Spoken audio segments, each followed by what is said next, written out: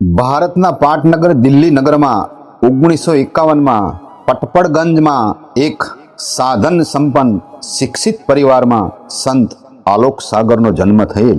તેમના પિતા IRS અધિકારી હતા અને માતા દિલ્હી વિશ્વવિદ્યાલયના મિરાન્ડા હાઉસમાં ફિઝિક્સના ટીચર હતા અને તેમના ભાઈ IIT દિલ્હીમાં પ્રોફેસર હતા.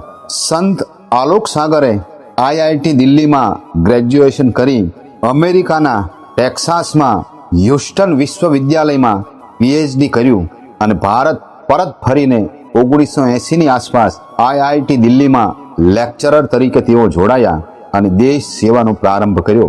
IIT દિલ્હીમાં રિઝર્વ બેંકના ગવર્નર રઘુરામ રાજનને પણ તેમણે ભણાવ્યા હતા. સંત આલોક સાગરને તો ભારતના છેવાડાના માણસોની સેવા કરવી હતી. તેથી અવારનવાર સામાજિક સેવા કરતા જુદા જુદા સંઘોની તેઓ મુલાકાત કરતા. આમ આખરે આ અલગારી સંત આલોક સાગરે IITની પ્રતિષ્ઠિત નોકરી છોડી દીધી. ભગવાન જ્યાં લઈ જાય ત્યાં જવું છે એમ મનમાં સંકલ્પ કરી ચાલતા ચાલતા મધ્યપ્રદેશના બેતુલ પંથકના કોચામુ ગામમાં પહોંચ્યા. ત્યાં ગરીબ આદિવાસી સમાજ માટે સેવાનો યજ્ઞ આરંભ્યો કે જ્યાં વીજળી કે રસ્તાઓ પણ નહોતા. આદિવાસી સમાજ સાથે રહીને તેમણે તેમની લોક બોલી શીખી લીધી અને તેમની જેવા જ થઈને તેમની સાથે રહેવા લાગ્યા. સંત આલોક સાગર કહે છે કે આદિવાસીઓ જ સાચા પ્રકૃતિના રક્ષક અને પૂજક છે. આમ આદિવાસીઓની સાથે રહીને સંત આલોક સાગર સાયકલ પર સવાર થઈને આજુબાજુના વિસ્તારમાં સેવા, શિક્ષણ અને સંસ્કારનો આહલિક જગાવે છે. સંત આલોક સાગર પોતાની પાસે ફક્ત પહેરવા માટે 3 કુર્તા અને એક સાયકલ રાખતા.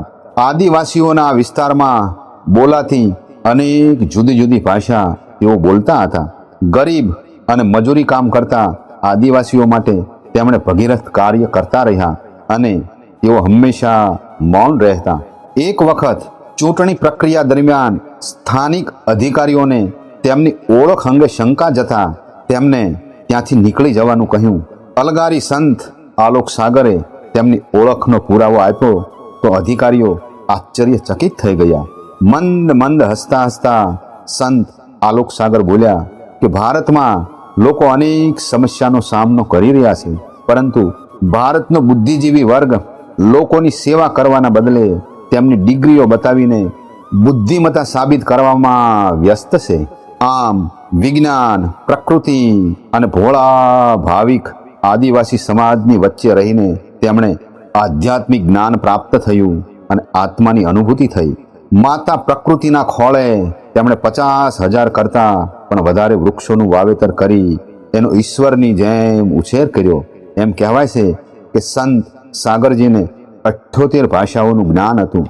દિલ્હી નગરમાં કરોડોની સંપત્તિ અને પદ પ્રતિષ્ઠાનો ત્યાગ કરી માનવ સેવા અને પ્રકૃતિ માતાની સેવા કરનાર સંત આલોક સાગરને આજે આપણે ભાવથી વંદન કરીએ.